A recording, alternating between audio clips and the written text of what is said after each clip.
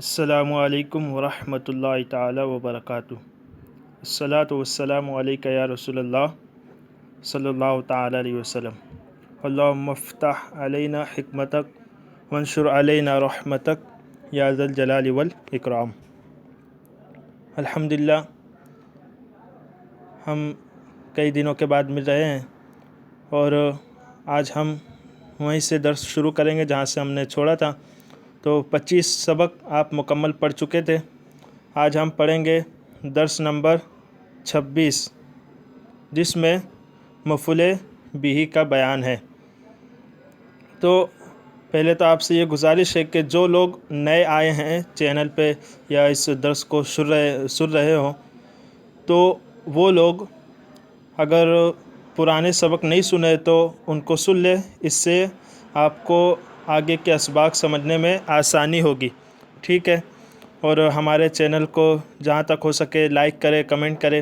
اگر آپ کو کوئی چیز اچھی لگے تو کمنٹ میں آپ بتائیں بھی اور لائک بھی کریں، اس سے ہماری حوصلہ افزائی ہوگی اور جو لوگ پڑھنے کا شوق رکھتے ہیں ان کو بتائیں۔ تو آج ہم پڑھیں گے مفعول بہ۔ تو مفعول کئی طریقے کے ہوتے ہیں، ان سب کو انشاءاللہ ایک ایک کر کے الگ الگ سبق کی شکل میں سمجھائیں گے۔ تو آج ہم سمجھیں گے مفعول بہ کسے کہتے ہیں، اس کی تعریف، پھر اس کی کتنی قسمیں ہیں اور کب اس کے کیا کیا احکام ہیں، وہ سب۔ تو مفعول بہ کی تعریف کرتے ہیں کہ وہ اسم جس پر فاعل کا فعل واقع ہو، جیسے ضربت زیدن، میں نے زید کو مارا۔ ضربت فعل، تو ضمیر فاعل، زیدن مفعول بہ۔ کیونکہ جو مفعول بہ کا مفہومی اس کو سمجھ لے اس طریقے سے کہ فاعل کا فعل جس پر واقع ہو، یعنی فاعل نے جو فعل کو کیا ہے، جس کام کو کیا ہے، وہ کام جس پر ہو رہا ہو اس کو مفعول کہتے ہیں۔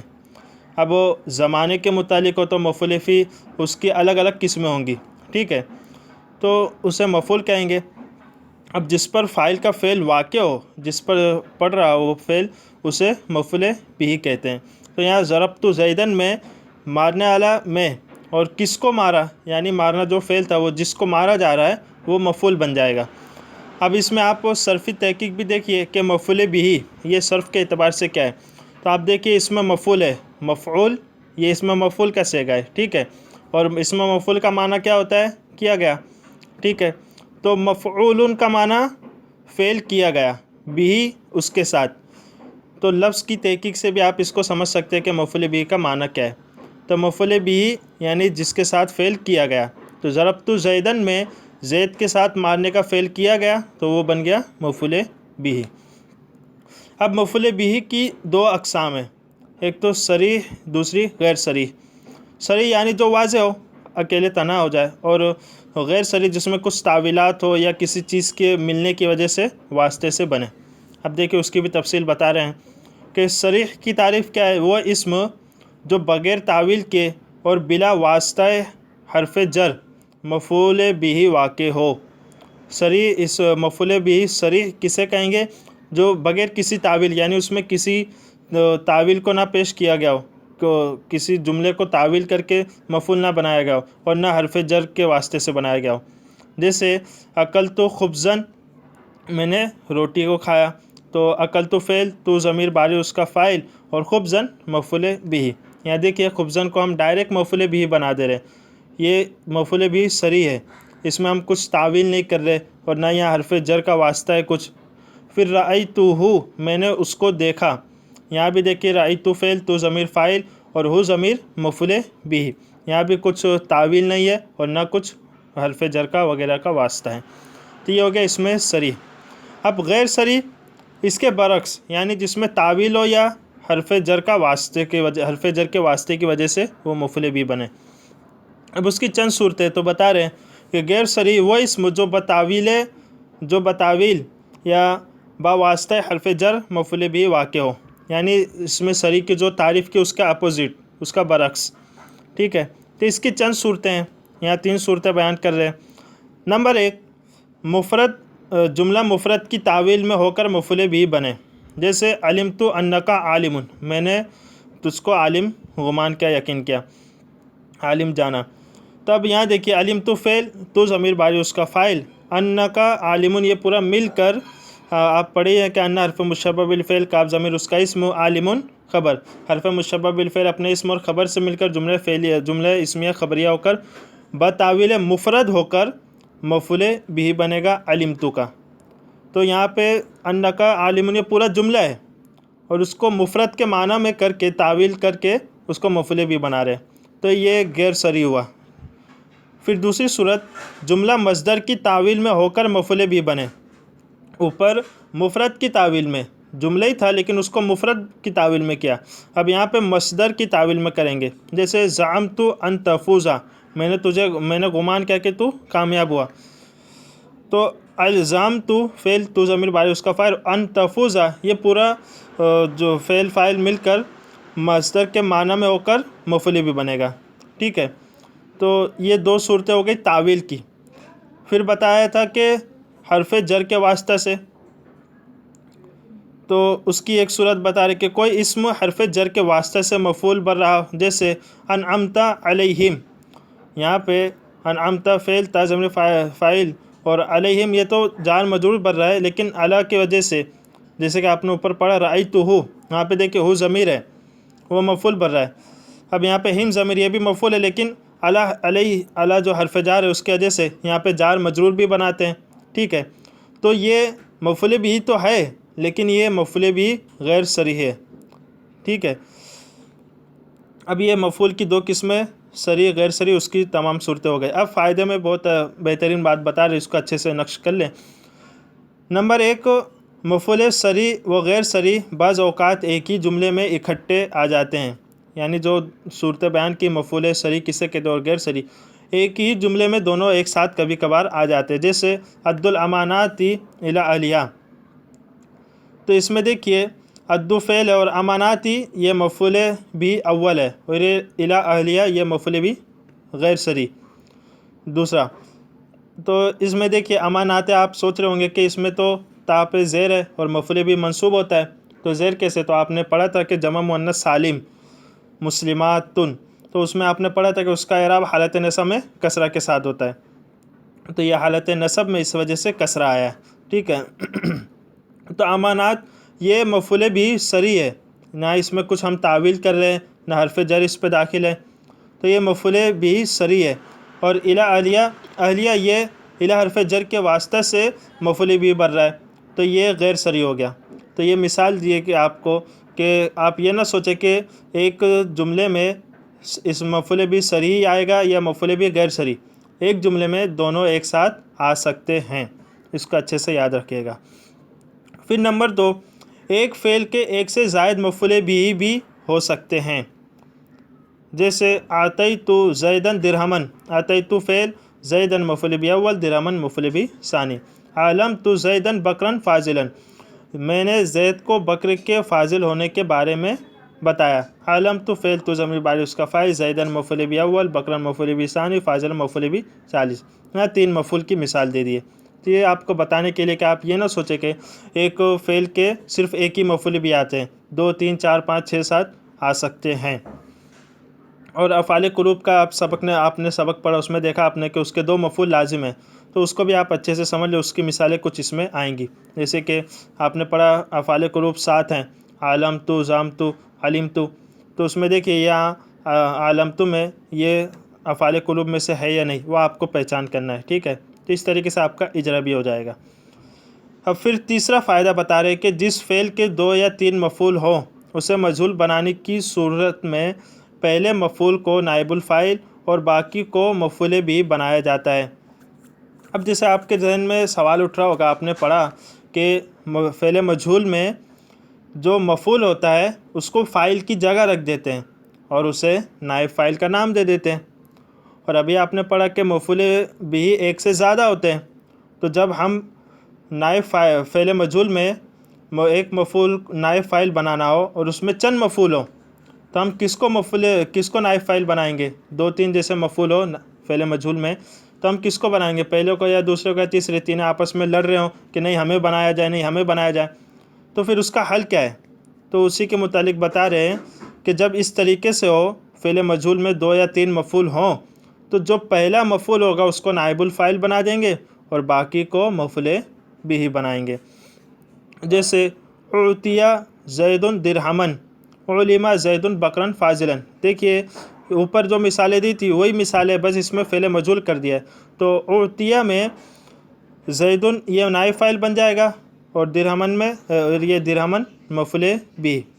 اوپر کی مثال میں کیا تھا؟ اعطیت زیدن، زیدن مفعول بھی اول، درہمن مفعول بھی ثانی۔ تو آپ کو سمجھانے کے لیے وہی مثالیں دے دی ہے مجہول کی شکل میں۔ اسی طریقے سے دوسری مثال علم زید بکرا فاضلا، علم فعل مجہول، زید اس کا نائب فاعل، بکرا مفعول بھی اول، فاضلا مفعول بھی ثانی۔ اب بتا رہے ہیں مفعول بھی کی تقدیم، یعنی مفعول بھی کو کب پہلے لایا جاتا ہے، اس کی چند صورتیں بتائیں گے۔ کبھی واجب ہوتا ہے اور کبھی جائز، یعنی لا سکتے ہیں، نہیں لائے دونوں صحیح ہے۔ تو بتا رہے کہ اصل یہ ہے، پہلے تو آپ یہ سمجھ لیں کہ اصل یہ ہے کہ مفعول بھی فعل اور فاعل کے بعد آئے۔ اصل تو یہی ہے کہ فعل اور فاعل کے بعد آئے، مگر کبھی یہ فاعل سے اور کبھی فعل سے بھی پہلے آ جاتا ہے مفعول بھی۔ جیسے ضرب عمرا زید، ضرب فعل، عمرا مفعول بھی اور زید فاعل، تو دیکھیے فاعل سے پہلے مفعول ہے، اور یہاں پہ آپ ضرب زید عمرا دونوں لا سکتے ہیں۔ اور زیدن ضربتہ، یہاں دیکھیے زیدن مفعول بھی مقدم، ضربتہ فعل، اس میں تو ضمیر باری اس کا فاعل۔ تو یہ جواز کی صورت ہے، آپ ضربتہ زیدن بھی لا سکتے ہیں اور زیدن ضربتہ بھی لا سکتے ہیں۔ اب بتا رہے البتہ درج ذیل صورتوں میں اسے فاعل پر مقدم کرنا واجب ہے۔ یہ تو جائز کی صورت بتا دی، اب یہاں 3 صورتیں بتا رہے، اس میں مفعول بھی کو فاعل پر مقدم کرنا یہ ضروری ہے۔ اس کی صورت دیکھیے کہ جب فاعل کے ساتھ ایسی ضمیر متصل ہو جو مفعول بھی کی طرف لوٹ رہی ہو، جیسے ابتلا ابراہیم ربہ، ابراہیم کو ان کے رب نے آزمایا، تو ابتلا فعل، ابراہیم مفعول بھی، ربہ مضاف مضاف الیہ سے مل کر فاعل بن جائے گا، ٹھیک ہے۔ اب یہاں پہ ربہ جو فاعل ہے اس میں ایک ایسی ضمیر متصل ہے جو مفعول بھی کی طرف لوٹ رہی ہے۔ اب اس کو آپ سمجھیے کہ مفعول بھی کو یہاں پہ مقدم کرنا کیوں واجب ہے؟ اس لیے کیونکہ جو ضمیر ہوتی ہے وہ لوٹتی ہے، اور لوٹنا ہم کسے کہتے ہیں؟ وہ پیچھے کی طرف لوٹے گی، آگے کی طرف اسے ہم لوٹنا نہیں کہتے، پیچھے کی طرف ہو۔ تو جب اگر ہم کہیں مفعول کو بعد میں لائے فاعل کے، اور فاعل میں ایک ایسی ضمیر ہو جو مفعول کی طرف لوٹی ہو، تو پھر جب مفعول کو ہم فاعل کے بعد لائیں گے تو پھر لوٹنا پایا ہی نہیں جائے گا۔ اس وجہ سے مفعول بھی کو فاعل سے پہلے لانا ضروری ہے تاکہ لوٹنے کا جو حق ہے وہ ادا ہو جائے۔ دوسری صورت جب مفعول بھی ضمیر متصل اور فاعل اس میں ظاہر ہو۔ دوسری صورت میں مفعول بھی خود ضمیر متصل ہو، پہلی صورت میں ایسی ضمیر ہو فاعل میں جو مفعول بھی کی طرف لوٹ رہی ہو۔ اب یہاں دوسری صورت میں مفعول بھی خود ضمیر متصل ہو اور فاعل اس میں ظاہر ہو، تو جب فاعل اس میں ظاہر ہو تو وہ فعل کے بعد ہی آئے گا، اور مفعول بھی ضمیر ہوگی تو وہ متصل ہوگی فعل کے ساتھ، فاعل کے ساتھ تو متصل نہیں ہو سکتی۔ پھر تیسری صورت جب مفعول بھی ایسا کلمہ ہو جسے کلام کی ابتدا میں لانا ضروری ہے، مثلا استفہام اور شرط، ان کو شروع میں لانا ضروری ہوتا ہے، یہ ابتدائی کلام میں ہی آتے ہیں۔ جیسے من رأیتا، من یہ استفہام ہے تو یہ شروع میں آیا، تو بتا رہے کہ مفعول بھی ایسا کلمہ جو جسے کلام کی ابتدا میں لانا ضروری ہے تو اس صورت میں اس کو پہلے لائیں گے۔ تو یہاں پہ من یہ مفعول بھی مقدم بن رہا ہے اور رأیتا فعل فاعل۔ من تکرم یکرم کا، یہاں بھی من یہاں پہ اس شرطیہ ہے اور یہ مفعول بھی مقدم بن رہا ہے۔ یہاں پہ ایک بات آپ اور دیکھیے کہ من دیکھیے دونوں کی شکل ایک ہے، لیکن ایک جگہ میں وہ استفہامیہ یعنی سوال کے طور پہ ہے اور دوسری جگہ شرط کا استعمال ہوا ہے۔ تو یہ آپ کیسے سمجھیں گے کہ یہاں پہ استفہامیہ یا شرطیہ ہے؟ تو آپ معنی کے اعتبار سے سمجھ لیں گے کہ من رأیتا، تو نے کس کو دیکھا، ٹھیک ہے، تو یہاں استفہام مانا جا رہا ہے، اور من تکرم یکرم کا، جس کی تو عزت کرے گا وہ تیری عزت کرے گا، تو یہاں شرط بتائی جا رہی ہے کہ تو جس کی عزت کرے گا اس کی وہ تیری عزت کرے گا۔ اب بتا رہے کہ مفعول بھی کے فعل کا حذف، تو اس کی بھی 2 صورتیں، ایک تو جوازی اور وجوبی، یعنی جواز میں یہ ہے کہ آپ اس کو حذف کرنا چاہے تو کر دیں، نہیں کرے تو کوئی حرج نہیں۔ پھر وجوب میں آپ کو حذف ہی کرنا پڑے گا، ضروری ہے۔ تو مفعول بھی کے فعل فعل عامل کو کبھی جوازاً اور کبھی وجوباً حذف کر دیا جاتا ہے۔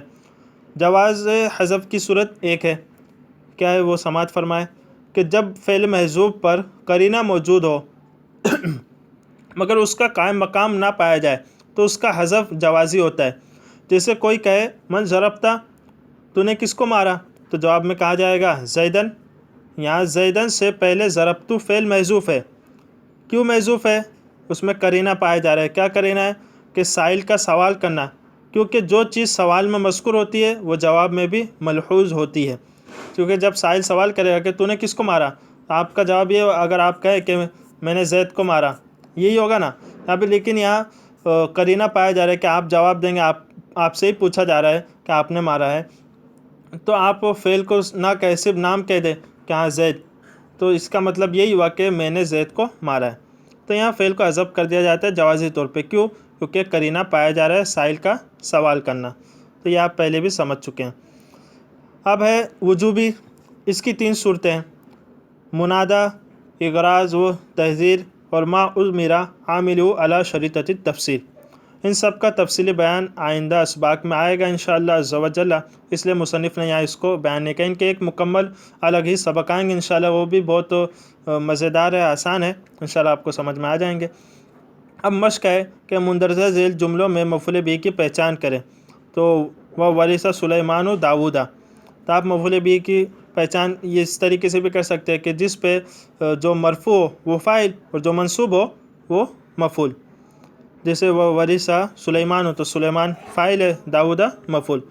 اب اگر آپ کو اعراب کے اعتبار سے نہیں سمجھ میں آئے تو آپ پھر ابھی سبق میں جو آپ نے پڑھا اس کے اعتبار سے دیکھیے کہ یہاں مفعول بہ صریح ہے یا غیر صریح، وہ بھی دیکھیے، اور معنی کے اعتبار سے دیکھیے اگر نہ سمجھ میں آئے تو معنی کے اعتبار سے کیا کہ جس پر فاعل کا فعل واقع ہو وہ مفعول بہ ہی بنتا ہے، تو آپ معنی سے بھی پہچان سکتے ہیں۔ تو انشاءاللہ آسان ہے، آپ محنت کیجیے اس میں، اور ہمارے چینل کو سبسکرائب کریں، لائک کریں، کمنٹ کریں۔ انشاءاللہ اللہ تبارک و تعالی ہمیں علم دین حاصل کرنے اور اس پر زیادہ سے زیادہ عمل کرنے کی توفیق عطا فرمائے۔ السلام علیکم ورحمۃ اللہ۔